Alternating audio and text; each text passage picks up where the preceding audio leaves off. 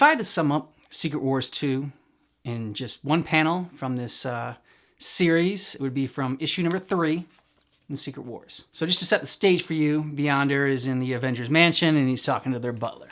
Now, is there anything with which I may help you? Perhaps. Conquering the world, I found, did not bring an end to desire, but instead caused a greater sense of unfulfillment, of incompleteness.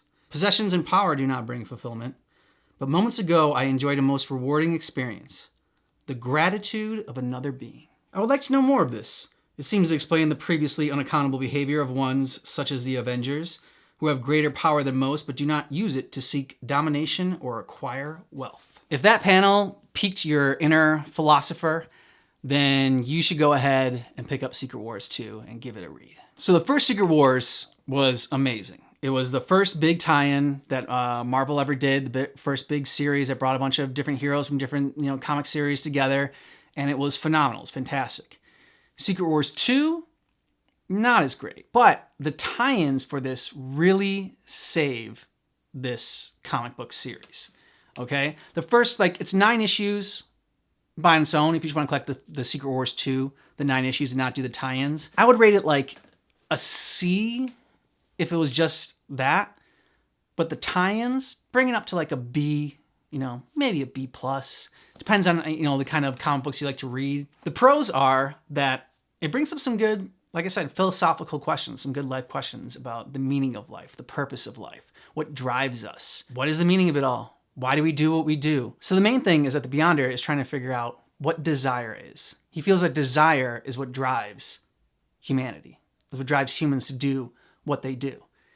And he says that he doesn't know what the hell desire is because he was everything before he knew about this. He didn't know about anything else out there, and he was everything everywhere all at once.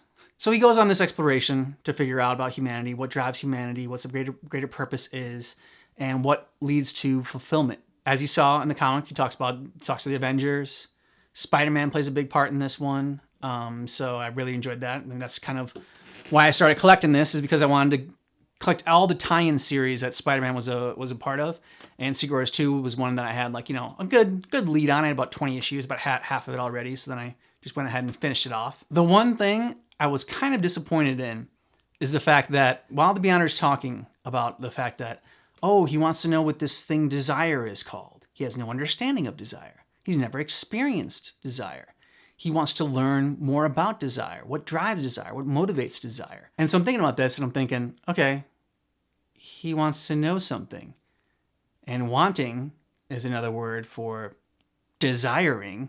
He desires knowledge. So therefore, he knows what the hell desire is, all right? That's one tiny little a flaw that I noticed kind of right away, that they don't address ever, which I was a little disappointed on. But overall, I really enjoyed this series. I think that the tie-ins, like I said, really help tie it all together and really help expand upon the Beyonder's experience. The drawback is that it's a little repetitive, and some of the tie-ins have nothing to do with the story at all and can just be completely disregarded. The first one is Iron Man 197. This deals with a character that's brought up in a previous issue and is dealt with, and then for some reason they just bring this character back. And it has nothing really to do with the Beyonder's journey and the Beyonder's story. All it is kind of doing is dealing with the aftermath of something that happened with the Beyonder, which sometimes when they deal with that in the tie-in issues, they deal with the aftermath.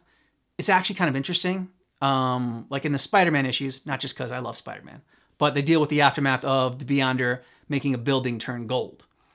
And then, okay, what does that deal with the world economy? Demolishing that and taking it apart. The dilemma of keeping some of the gold and the morality of that question. So that's kind of interesting. Iron Man 197 is just dealing with a character that you don't care about at all, that was just created in a Secret Wars issue previously that they had already dealt with, and that suddenly gets his powers back.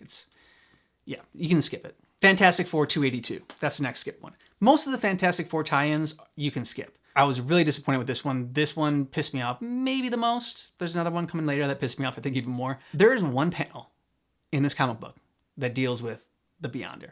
They talk about him a little bit, but there's one panel where they kind of show what's going to happen in the next Secret Wars issue, which is Secret Wars 2, number 3.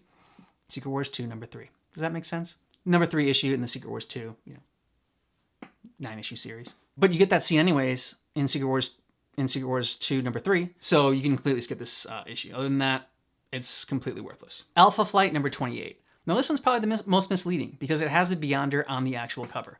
But the Beyonder isn't really a part of this thing. It's, again, kind of dealing with the aftermath of Beyonder and Alpha Flight trying to fight them and what happens after that. And it doesn't deal with the Beyonder's journey at all. So if you like Alpha Flight, it'll deal with, them. And it brings in like a surprise character. But other than that, it's pointless. You can skip it. You can also skip Fantastic Four 285. Like I said before, most of the Fantastic Four tie-ins you can skip. This one deals with the Human Torch and his journey. The Beyonder makes an appearance, but it's more for the Human Torch's journey. This is sort of like the Human Torch's It's a Wonderful Life issue. New Defenders 152. I don't know why they had this be a Secret Wars 2 tie-in, because it's the last issue in the series.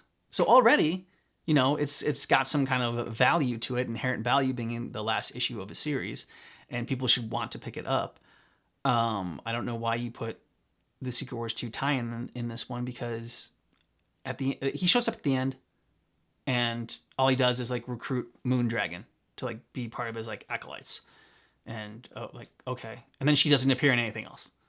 So it has no reason for him to be included in this. No reason for the tie-in series. Another issue you can skip is Micronauts. The Micronauts one. This, again, is a series that I knew nothing about, and the Beyonder really doesn't have anything to do with this series. Like, it's kind of about saving the microverse, and if you're into that sort of thing, great, but like, I was super confused. I was super lost. I had no idea who any of these characters were, and it didn't really have anything to do with the Beyonder's journey, if I'm going to be honest. So, it's a series, it's a comic book that's hard to get, and there's not a lot of them. It's not like expensive, but it's just like there's not a lot of issues out there. Like, not a lot of people are selling Micronauts issues on eBay. I didn't even know like who the hell they were before I saw that it was part of this series and it had a tie-in issue, which I guess is why they do the tie-in issues to like, hey, check out this series, see if you like these characters, which I didn't. I was totally confused on. So skip that one. You don't need it. The final one is sort of like a toss-up. It's Incredible Hulk.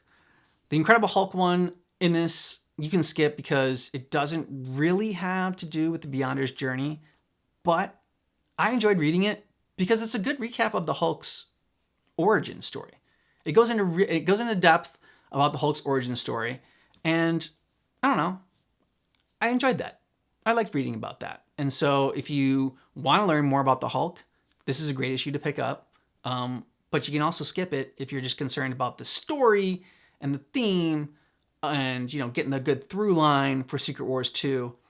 You can skip this issue. Those are just the 7 issues that I think you can easily skip. Now, in my essential reading order, I've cut even more out. Just ones that mainly deal with the aftermath of something that had happened, that will help you understand more of the story if you read it, but you won't be super lost if you skip it. So that's why I left it out of my essential reading order. If you want to get the Omnibus of Secret Wars 2, there is one that I found on Amazon. Link's in the description of this video. If you go ahead and check out that link, then it helps out the channel, and I really appreciate that. But it's only Secret Wars 1 through 9. So it only has the main issues of the series. It doesn't have any of the tie-ins for it. If you want the tie-ins, that's going to cost you a pretty penny. I didn't find any of them anywhere. Maybe on eBay you could find it, but on Amazon I think the one was like $1,000. So, if you got $1,000 to spend on a B level series, then okay, sure, go for it. I'm not going to judge. Now, let's talk about the top 5 issues in the series. All right? This is in no particular order. ROM 72.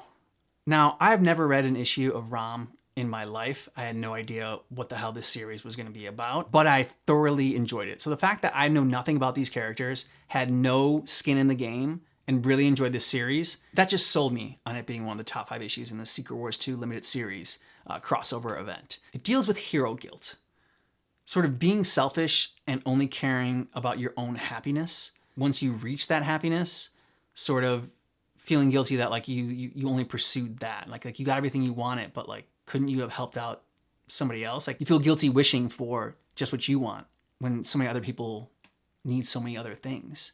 And they actually it gets the philosopher in me thinking, because they've done studies before where the best societies, the happiest societies, are ones where the gap in income equality is the smallest. And they've done studies where being rich in societies where the gap is bigger makes the rich sort of depressed and not feel as good about being rich, and then they feel sort of guilty about it. So I thought that this episode just dealt with it brought up a lot of good questions, and it held my interest from beginning to end.